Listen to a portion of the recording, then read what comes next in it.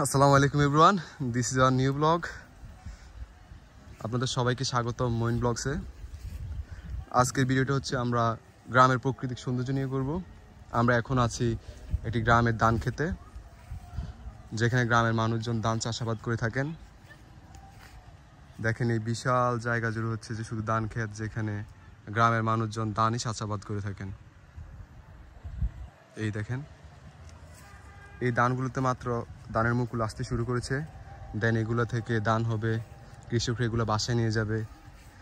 দেন এই ধান থেকে যে পিঠা তৈরি করা হবে সেটাকে হচ্ছে নবান্ন উৎসব বলে। গ্রামে প্রতি বছর যেটা হয়ে থাকে, গ্রামের মানুষজন নতুন চাউলের যে পিঠা সেটাকে নবান্ন উৎসব বলে।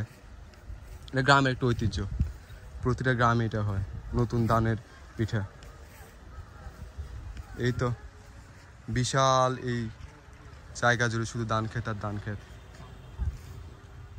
আপনারা জানেন বাংলাদেশে প্রতি বছর 2,73,00,000 মেট্রিক টন ধান উৎপাদন হয়, যার কিছুটা অংশ হলে এখান থেকে যায়। আমাদের গ্রামের একটা ঐতিহ্য। আর বিশেষ করে এই ধান চাষাবাদ পুরো বিশ্বে তৃতীয় অবস্থানে আছে বাংলাদেশ। এরা যেমন বাংলাদেশের অর্থনীতিতে একটা ব্যাপক অবদান করে, দেন প্রাকৃতিক সৌন্দর্য তেমন বর্ধিত করে। চারিদিকে শুধু সবুজ সমাহার, গ্রাম একটা সৌন্দর্যের বিশাল অংশ।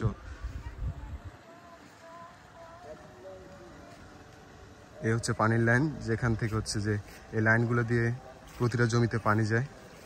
সামনে একটা মোটর আছে, যেটা হচ্ছে পানির একমাত্র উৎস। কিছু বাচ্চা দেখতে পাচ্ছে ওখানে গোসল করতেছে, ওদেরকে জিজ্ঞেস করি কেমন লাগে।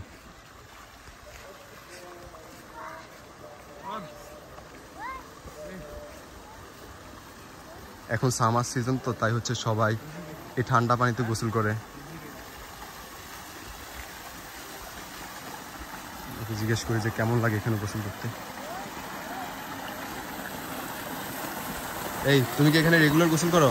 হ্যাঁ, রেগুলার গোসল করে। কেমন লাগে পানিতে গোসল করতে? পানিগুলো সেই যেরকম গরম সেরকম পানি ঠান্ডা। আচ্ছা, এখন তো হচ্ছে সামার সিজন, তাই না? ওই জন্য তোমরা সবাই এখানে গোসল করো? হ্যাঁ, আমরা সবাই করে। দেখেন এখন আমরা পানিতে নামবো। হ্যাঁ, দেখি। দেখেন পানিগুলো কত সুন্দর। পানিগুলো খাওয়া যায়, আবার খাওয়া যায়? খাই ফেলাইছে, কোনো ফেরা নাই। এই দেখেন গ্রামের মানুষ তো সবাইকে এখান থেকে পানি খায়? সবাই পানিটা খায়। পানি কেমন একটু আমাকে খাইলে কলিজাটা পুরাই ঠান্ডা হয়ে যায়। ও আচ্ছা, এই পানিটা সেই পানি সেই। ওকে, ধন্যবাদ তোমাকে।